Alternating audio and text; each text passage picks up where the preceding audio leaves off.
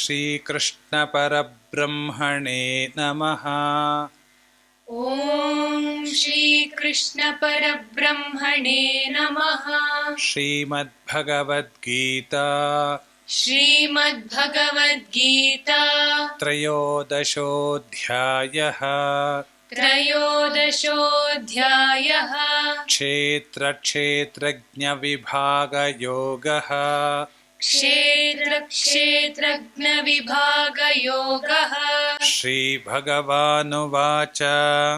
श्रीभगवानुवाच मयि चानन्ययोगेन मयि चानन्ययोगेन भक्तिरव्यभिचारिणी भक्तिरव्यभिचारिणी विविक्तदेशसेवित्वम् विविक्तदेशसेवित्वम् अरतिर्जनसंसदि अरतिर्जनसंसदि मयि चानन्ययोगेन भक्तिरव्यभिचारिणी मयि चानन्ययोगेन भक्तिरव्यभिचारिणी विविक्तदेशसेवित्वमरतिर्जनसंसदि विविक्तदेशसेवित्वमरतिर्जनसंसदि मयि चानन्ययोगेन भक्तिरव्यभिचारिणी विविक्तदेशसेवित्वमरतिर्जनसंसदि मयि चानन्ययोगेन भक्तिरव्यभिचारिणी विविक्तदेशसेवित्वमरतिर्जनसंसदि अध्यात्मज्ञाननित्यत्वम् अध्यात्मज्ञाननित्यत्वम् तत्त्वज्ञानार्थदर्शनम् तत्त्वज्ञानार्थदर्शनम् एतज्ज्ञानमिति प्रोक्तम् एतज्ज्ञानमिति प्रोक्तम् अज्ञानै यदतोऽन्यथा अज्ञानै यदतोऽन्यथा अध्यात्मज्ञाननित्यत्वं तत्त्वज्ञानार्थदर्शनम् अध्यात्मज्ञाननित्यत्वम् तत्त्वज्ञानार्थदर्शनम् एतज्ज्ञानमिति प्रोक्तमज्ञानै यदतोऽन्यथा एतज्ज्ञानमिति प्रोक्तमज्ञानै यदतोऽन्यथा अध्यात्मज्ञाननित्यत्वं तत्त्वज्ञानार्थदर्शनम् एतज्ज्ञानमिति प्रोक्तमज्ञानै यदतोऽन्यथा अध्यात्मज्ञाननित्यत्वम् तत्त्वज्ञानार्थदर्शनम् एतज्ज्ञानमिति प्रोक्तमज्ञानै यदतोऽन्यथा ज्ञेयं यत्तत् प्रवक्ष्यामि ज्ञेयं यत्तत् प्रवक्ष्यामि यज्ञात्वामृतमश्नुते यज्ञात्वामृतमश्नुते अनादिमत्परं ब्रह्म अनादिमत्परं ब्रह्म न सत्तन्नासदुच्यते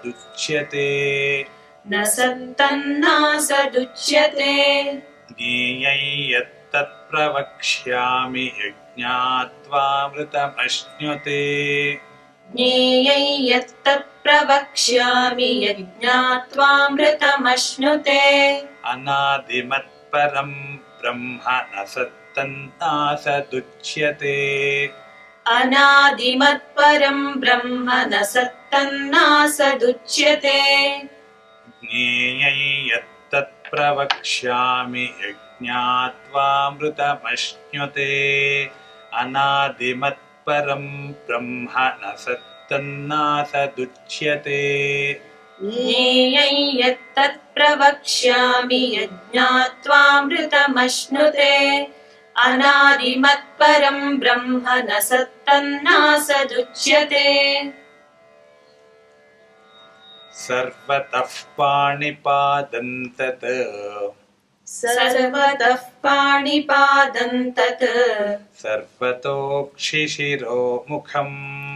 सर्वतोक्षिशिरोमुखम् सर्वतः श्रुतिमल्लोके सर्वतः श्रुतिमल्लोके सर्वमावृत्य तिष्ठति सर्वमावृत्य तिष्ठति सर्वतः पाणिपादं तत्सर्वतोक्षिशिरोमुखम्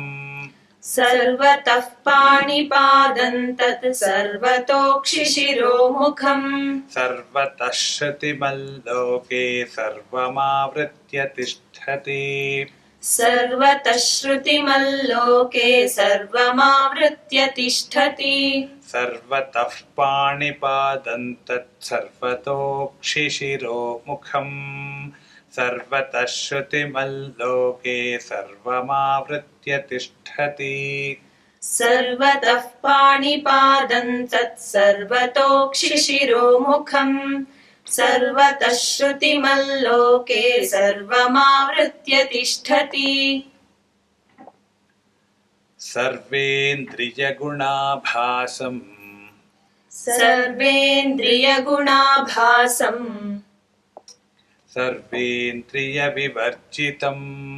सर्वेन्द्रियविवर्जितम् असक्तं सर्वभृक्षैव असक्तं सर्वभृक्षैव निर्गुणं गुणभोक्तृ च निर्गुणं गुणभोक्तृ च सर्वेन्द्रियगुणाभासं सर्वेन्द्रियविवर्जितम् सर्वेन्द्रियगुणाभासं सर्वेन्द्रियविवर्जितम् असक्तं सर्वभृक्षैव निर्गुणं गुणभोक्तृ च असक्तं सर्वभृक्षैव निर्गुणं गुणभोक्तृ च सर्वेन्द्रियगुणाभासं सर्वेन्द्रियविवर्जितम् असक्तं सर्वभृक्षैव निर्गुणं गुणभोक्तृ च सर्वेन्द्रियगुणाभासं सर्वेन्द्रियविवर्जितम् असक्तं सर्वभृक्षैव निर्गुणं गुणभोक्तृ च बहिरन्तश्च भूतानाम् बहिरन्तश्च भूतानाम् अचरञ्चरमेव च अचरं चरमेव च सूक्ष्मत्वात् तदविज्ञेयम् सूक्ष्मत्वात् तदविज्ञेयम् दूरस्थं चान्तिके च तत् दूरस्थं चान्तिके च तत् बहिरन्तश्च भूतानामचरञ्चरमेव च बहिरन्तश्च भूतानामचरं चरमेव च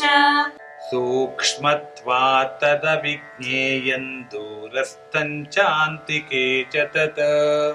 सूक्ष्मत्वात् तदविज्ञेयं दूरस्थं चान्तिके च तत् बहिरन्तश्च भूतानामचरञ्चरमेव च सूक्ष्मत्वात् तदविज्ञेयम् दूरस्थं चान्तिके च तत् बहिरन्तश्च भूतानामचरं चरमेव च सूक्ष्मत्वात् तदविज्ञेयं दूरस्थं चान्तिके च तत् अविभक्तं च भूतेषु अविभक्तं च भूतेषु विभक्तमिव च स्थितम् विभक्तमिव च स्थितम् भूतभर्तृ च तज्ज्ञेयम् भूतभर्तृ च तज्ज्ञेयम् ग्रसिष्णुप्रभविष्णु च ग्रसिष्णुप्रभविष्णु च अविभक्तं च भूतेषु विभक्तमिव च स्थितम् अविभक्तं च भूतेषु विभक्तमिव च स्थितम् भूतभर्तृ च तज्ज्ञेयम् ग्रसिष्णुप्रभविष्णु च भूतभर्तृ च तज्ज्ञेयम् ग्रसिष्णुप्रभविष्णु च अविभक्तं च भूतेषु विभक्तमिव च स्थितम् भूतभर्तृ च तज्ज्ञेयम् ग्रसिष्णुप्रभविष्णु च अविभक्तं च भूतेषु विभक्तमिव च स्थितम् भूतभर्तृ च तज्ज्ञेयम् ग्रसिष्णुप्रभविष्णु च हरिः ॐ तत्सत् हरिः ॐ तत्सत्